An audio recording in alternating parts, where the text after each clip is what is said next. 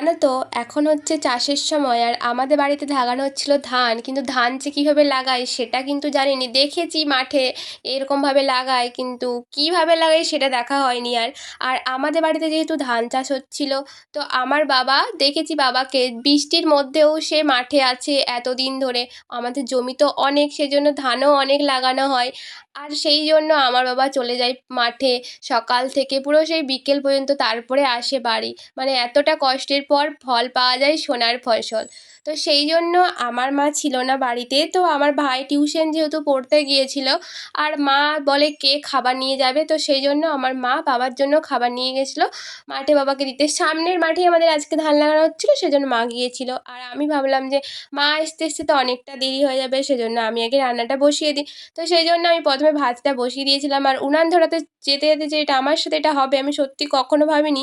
ফুঁকে ফুঁকে তো আমার চোখ মুখ লাল হয়ে গেল। তারপরে অনেক কষ্টের পর উনানটা ধরালাম। আমি ভেবে পাচ্ছিলাম না কি রান্না করব, তো বাড়িতে দেখলাম ডাল সয়াবিন আছে, আর শাক ভাজা করবো ভাবলাম। তো সেই জন্য আমি ডালটাকে প্রথমে ভিজিয়ে দিয়েছিলাম জলের মধ্যে, আর সয়াবিনগুলোকেও ভিজিয়ে দিয়েছিলাম। তারপরে শাকগুলো ভাজতে বসে পড়েছিলাম।